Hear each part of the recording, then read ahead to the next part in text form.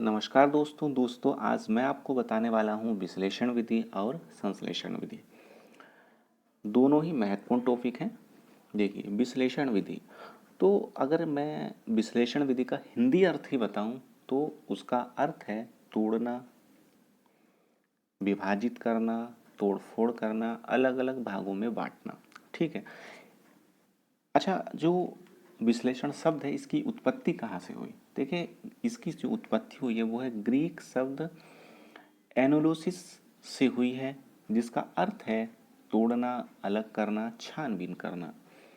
देखिए, किसी समस्या को इस प्रकार मैं कहूँगा कि विश्लेषण का अर्थ है कि किसी समस्या को हल करने के लिए उसको टुकड़ों में बांटना, खंडों में विभाजित करना, तोड़ना या इकट्ठी की गई वस्तु को अलग अलग भागों में विभाजित करके उनका परीक्षण करना।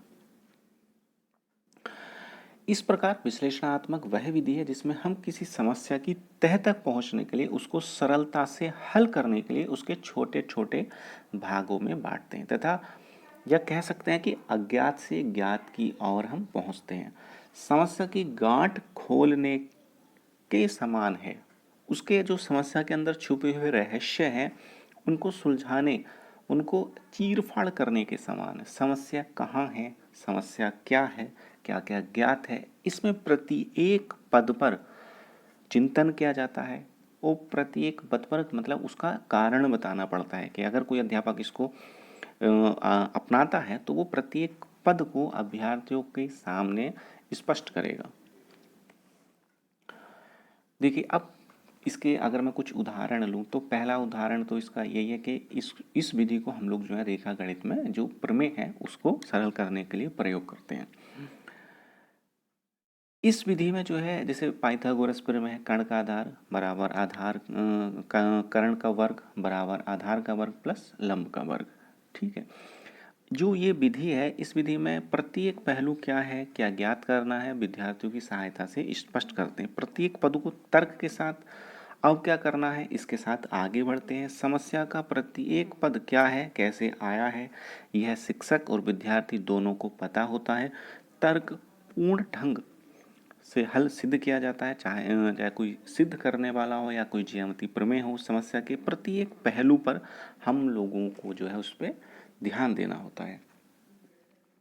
देखिए, इसमें क्या है कि विश्लेषण जो समस्या का विश्लेषण छात्र करते हैं, समस्या का हल ढूंढने के लिए उनको जो है अंतर्दृष्टि, एक तरह से अंतर्दृष्टि जो है हम लोग पैदा करते हैं और यह है गणित शिक्षण का जो वही शिक्षक सफल शिक्षक माना भी जाता है कि जो गणित में इस विधि का प्रयोग करता है। अब विश्लेषण विधि पे मैंने एक ये उदाहरण, एक नेक्स्ट दूसरा उदाहरण भी लिया है कि जैसे अगर एक विद्यार्थी में गणित, विज्ञान और अंग्रेजी के औसत जो है 15 है और संस्कृत और हिंदी और सामाजिक केंद्रों का जो औसत है वो 30 है, तो बताइए 6 विषयों के जो टोटल उसका औसत होगा वो क्या होगा। तो ये जो स्टेप, इसको सरल करने के स्टेप है वह यह है, जैसे प्रश्न में क्या दिया है, अब क्या और क्या दिया है, क्या ज्ञात करना है, औसत कैसे निकाल सकते हैं, पहले 3 विषयों का औसत कब ज्ञात हो सकता है, अगले 3 जो विषय हैं उनका औसत कब ज्ञात हो सकता है। मतलब इस तरह से प्रत्येक पद को स्पष्ट करते हुए शिक्षक आगे बढ़ता है और इस विधि में विद्यार्थियों को यह पता होता है कि प्रत्येक पद कैसे आया और क्यों आया। इस तरह से अगर बच्चों को पढ़ाया जाएगा तो बच्चों के अंदर निसंदेह एक स्थायी ज्ञान भी प्राप्त होता है। इसी के गुण की मैं जो बात करूँगा, देखिए यह एक अनुसंधान विधि है। इसमें जटिल से सरल, अज्ञात से ज्ञात और निष्कर्ष से अनुमान की ओर बढ़ता है। अनुसंधान विधि है क्योंकि इसमें बच्चा खोजबीन करता है ना।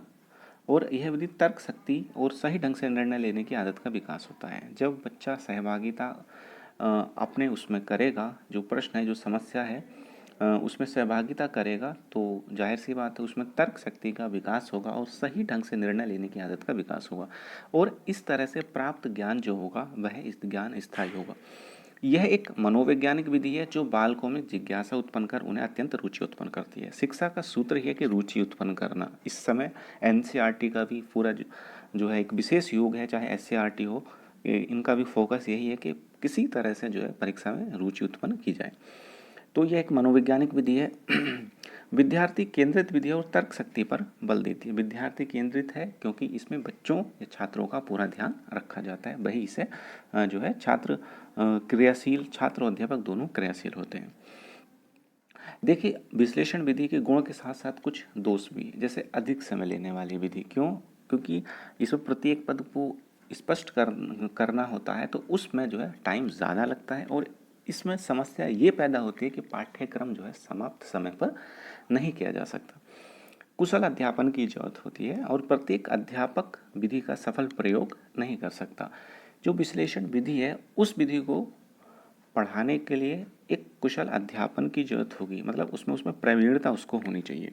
वो प्रत्येक अध्यापक यह सिद्ध जो है यह प्रयोग नहीं कर सकता है। छोटी कक्षा के लिए यह जो है अनुपयोगी मानी जाती है, क्योंकि छोटे बच्चे में जो है बहुत ज़्यादा तर्क या वो जो है समस्या का जो भाग नहीं ले सकता है। देखिए, नेक्स्ट है संश्लेषण। देखिए, संश्लेषण विधि अगर कहें तो विश्लेषण विधि के जो है एक तरह से विपरीत है, पूरक विधि भी मान सकते हैं एक तरह। देखिए, यह है कि संश्लेषण यानी अलग अलग भागों को जोड़ना। जैसे विश्लेषण में उसको अलग करना था, इसमें क्या है, अलग अलग भागों को जोड़ना।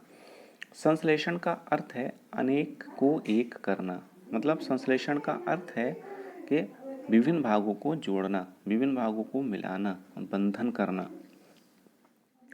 इस विधि में कई विधियों का उपयोग करके समस्या के समाधान पर बल दिया जाता है।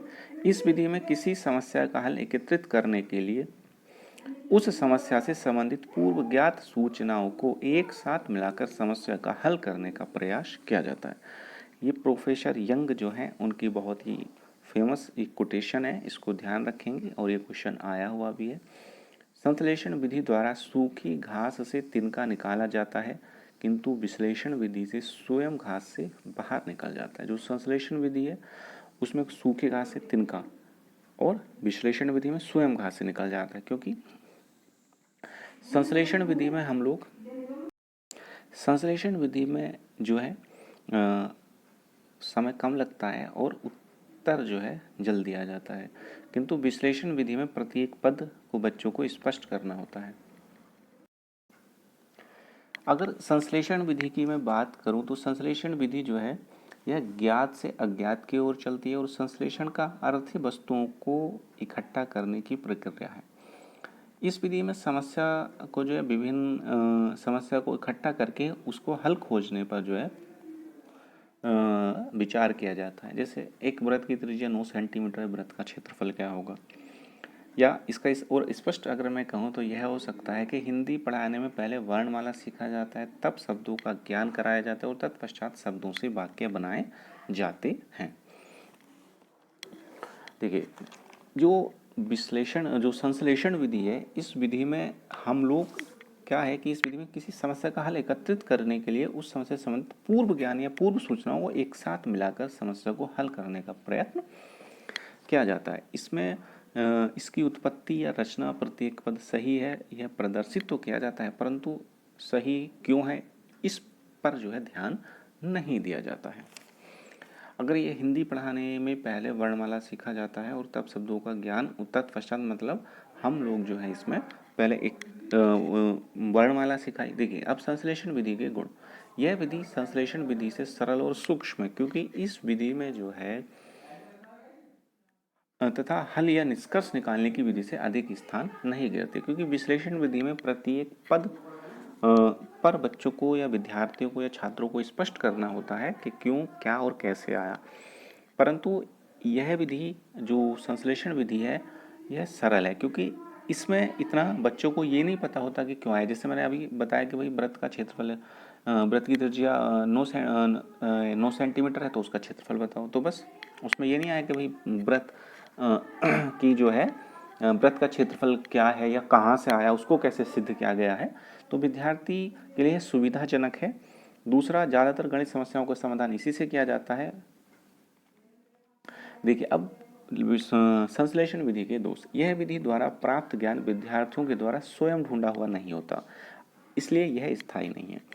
देखिए, जिस ज्ञान में बच्चे सहभागिता करेंगे, जिस समस्या में बच्चे जो है उनकी पार्टिसिपेट करेंगे या उसमें रुचि लेंगे वह ज्ञान स्थायी होगा। अगर क्योंकि संश्लेषण विधि में उनका स्वयं का ढूंढा हुआ ज्ञान नहीं है, इसलिए यह केवल अस्थायी ज्ञान है। यह विधि केवल सिद्ध कर सकती है, समझा नहीं सकती। कि इस विधि द्वारा हम सिद्ध कर सकते हैं पर हम बच्चों को स्पष्ट जो है नहीं समझा सकते। इस समस्या का जो है विधि में ज्ञात नहीं किया जाता। समस्या का हल जो है किस विधि से है यह ज्ञात नहीं कर सकते। इस विधि में छात्रों को तर्क शक्ति, निर्णय शक्ति और सोचने की शक्ति का विकास नहीं हो सकता है, क्योंकि इसमें प्रत्येक पद पर ध्यान नहीं दिया जाता है। बच्चे पार्टिसिपेट नहीं करते हैं, उनको सोचने का अवसर नहीं मिलता है। ये विधि नीरस और निर्जीव है, और जिस भी विधि में जो है विद्यार्थी पार्टिसिपेट नहीं करेंगे वह नीरस होगी, निर्जीव होगी, और प्रत्येक पद को समझाने के लिए छात्रों को अध्यापक पर निर्भर होना पड़ेगा। यह रखने की प्रवृत्ति पर जोर देती है जिसे अन्वेषण क्षमता के विकास का मौका नहीं मिलता है। देखिए, क्योंकि इसमें खोज या ऐसा तर्क करने का कोई अवसर प्राप्त नहीं होता है, या बच्चों द्वारा या छात्रों द्वारा खोजा गया ज्ञान इसमें नहीं होता है। अतः यह बच्चों में वैज्ञानिक दृष्टिकोण पैदा नहीं करेगी या उनमें अन्वेषण क्षमता का विकास जो है करने का मौका नहीं मिलेगा। अगर विश्लेषण जो विधि है और संश्लेषण जो विधि है, इन दोनों विधि पर कोई ना कोई क्वेश्चन जरूर आता है। इन दोनों को समझ लीजिए। और इस दोनों से रिलेटेड मेरी 2 वीडियो है जिसमें दोनों ही सभी क्वेश्चन को सम्मिलित किया गया है। इन 2 वीडियो में जो है से बाहर कोई किसी भी, चाहे वह स्टेट टैट हो या सी टैट हो, उनसे बाहर नहीं जाएगा। ये मेरा पक्का वादा है आपसे।